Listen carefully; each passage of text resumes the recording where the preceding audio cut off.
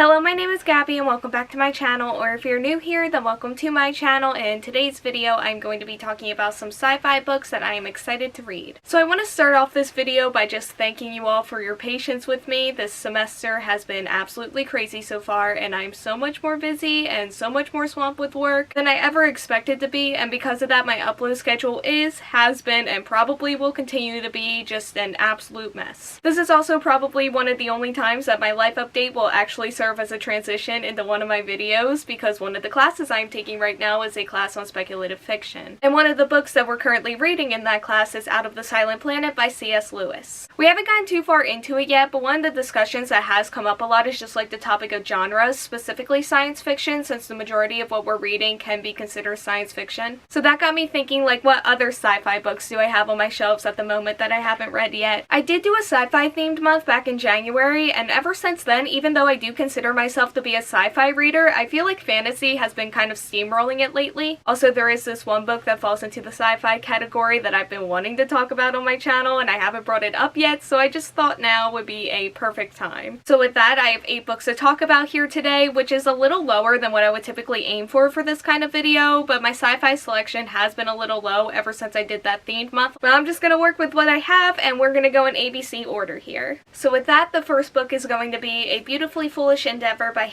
Greene, which is the sequel to An Absolutely Remarkable Thing. So An Absolutely Remarkable Thing follows our main character April, who is walking home one day at 3 a.m. and finds a mysterious sculpture. She and her friend take a video and upload it, it goes viral, and more sculptures start to pop up around the world, and then April has to figure out what they are and what they want with the world. It has been quite some time since I've read that first book, but there are still things in there that I think about daily. So going into the second book, I definitely am looking for more of those conversations, I guess I'll call them, but I am looking for that same level of impactfulness, which is a pretty high expectation that may not work out. I will say I have no recollection of anything in terms of what I think this second book is going to be like story-wise, which may actually work out in its favor because I'm staying very open-minded with no expectations on that side of things at least. This is where I've kind of confused myself in terms of this series. I do think I remember a lot about book 1, but at the same time I feel like I remember nothing. Like, I read book 1 probably over a year now, but there are still scenes in that book that I do remember very vividly, like probably more than most books since it's been so long since I've read them. But things do feel a little hazy, so I guess I'm a little worried that I'm going to forget like one big plot point or maybe a few small ones that are going to take this second book down. I also can't see myself doing a reread of book 1 right now because, like I said, I do remember a lot of the scenes very vividly, and something else that I do remember about it is that it took me a really long time to read, which is another thing that's rare for one of my 5 stars. Like, usually when I have a 5 star, I just fly through it, and that is definitely another concern I have going into this one. But because I like the first book so much, and because I found it to be so impactful and interesting, and I also liked a lot of our characters, so I am really excited to see what this sequel does. Even if I am a little nervous about it because I feel like I have these expectations, but at the same time I don't know what to expect at all, which on one hand is fun, but on the other it definitely does concern me. So next I have Between Burning Worlds by Jessica Brody and Joanne Rendell, which is the sequel to A Sky Without Stars. So Sky Without Stars is a sci-fi retelling of Les Miserables. It follows 3 different characters, a thief, an officer, and a guardian, and they all come from completely different worlds. Their paths cross when they get mixed up in an upcoming revolution that will shape their planet's future. So the first book was a book that I just got completely sucked into. Like, there aren't that many books out there that can get me this invested in relationship drama like that one did. Like, most books that are like this end up annoying me, and although I was still kind of annoyed with that one specifically, with one character in particular, I was still just completely into it in a way that I was not expecting at all. Does the love triangle from that book concern me going into this book here? Definitely, but it's only a duology, and I feel like if I lose this love triangle, which I'm thinking I am, then hopefully the couple that I don't like get together like towards the end of this one, because it's a long book and I don't know if I can take it, honestly. Another thing that I really like about this series is the world, and I think specifically the sci-fi elements that are woven in are really cool. But let's just face it, I'm reading for the drama and there's a lot of it. There are just so many things in this story that I cannot wait to see uncovered. Like, the story is addicting, it's frustrating, but overall overall, I would just say that it's pretty fun. But then again, let's see if I'm still saying that when the couple that I don't like gets together on like page 30 or something and I spend the last part of this book just fuming. But I definitely hope that that won't be an issue here. So next on this list is Binti by Nnedi Okorafor. So this is a novella that follows our main character as she is accepted into the most prestigious university in the galaxy. However, in order to attend, she has to leave her place in the family and go to a place where they don't respect her customs. Her journey to the university lands her in the middle of a war between the university and the alien race that they wrong. In order to survive the war, our main character has to use the gifts of her people and also the knowledge that she gained through the university, but she has to get to the university first. So we have an award winner here, and I've seen some really good reviews on this. I've seen that the world is supposed to be super imaginative and interesting, and I'm just really excited to see what the author has come up with for this one. When it comes to the plot itself, I am always down for a good intergalactic space war, and I haven't actually read too many of them, I don't think. And then this book is also really short, which is always refreshing, and I know I could probably just fly through this, and I think this is a series too, so I could probably get to those and read those faster than I normally would as well. So overall, I just think that this book has a lot of good things going for it, and I'm really looking forward to experiencing whatever it has to offer. So next up in this video is Bonds of Brass by Emily Skrutskie. So this follows our main character whose life was destroyed when the Umber Empire invaded. He joins the Umber Military Academy in an attempt to put himself back together, and he even becomes the best pilot in his class. His roommate, whose name is Gal, makes his time at the academy feel like home. However, after he barely saves Gal from an assassination attempt, he finds out that Gal is actually the heir to the Umber Empire. This is the one.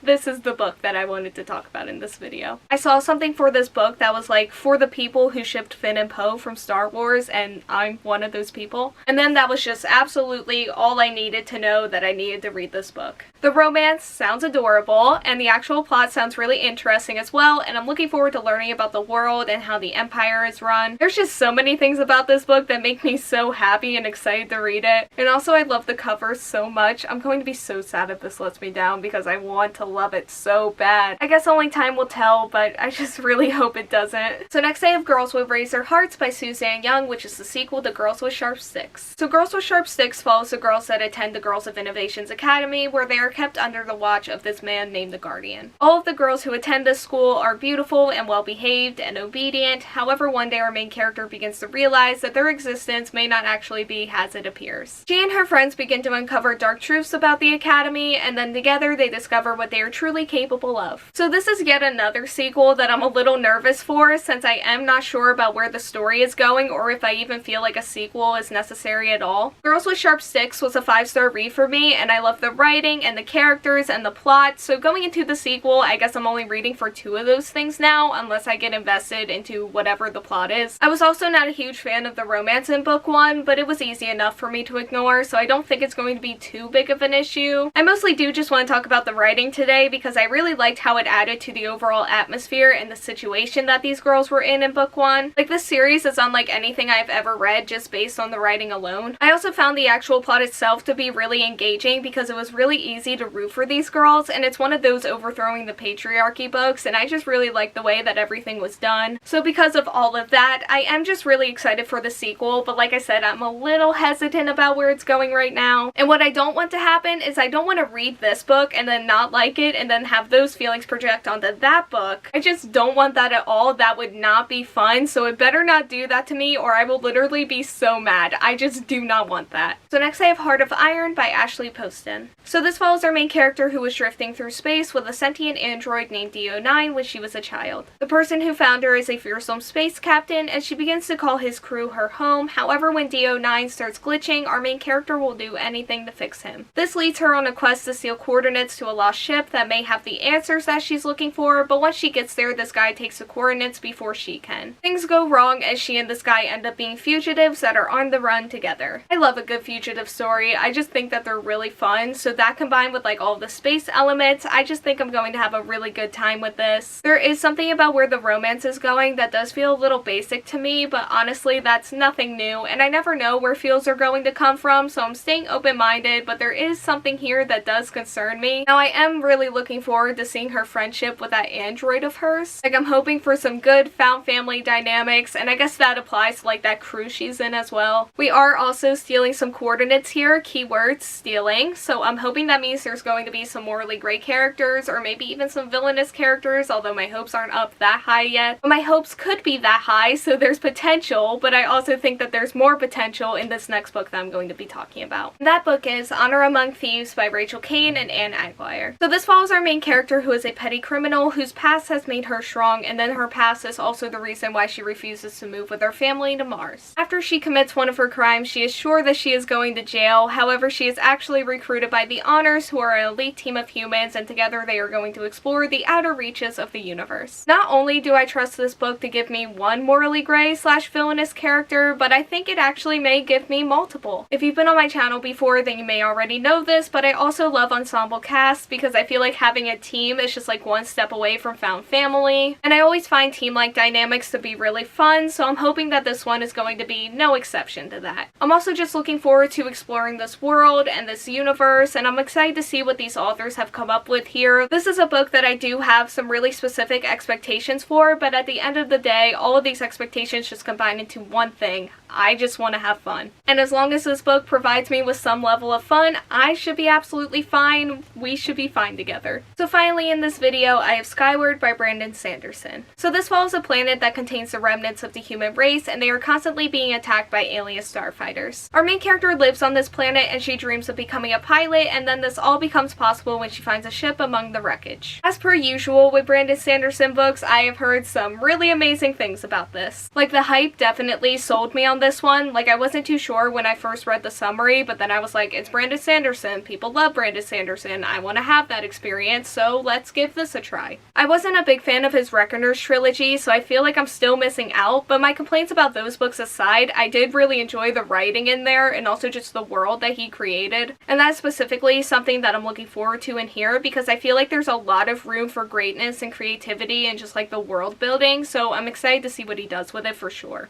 Okay, so those are all the books for today's video, except we are also reading Ready Player One for that fictional literacy class, but that's a book that I'm still like really nervous and hesitant about because I didn't like the movie at all, but my professor says the book isn't like the movie, so I guess we'll see, but I'm still not too sure how I'm feeling about that. Once again, I am sorry for the very late upload. Getting videos prepared, filmed, and edited has proved itself to be very difficult to find the time for. I'm just gonna take it one day at a time here, and hopefully I find a schedule that works out soon. But anyway, thank you all so much for watching. Like, comment, subscribe, hit the bell, and answer the question that'll be around here if you want to do that, and hopefully I will see you here next time. Bye!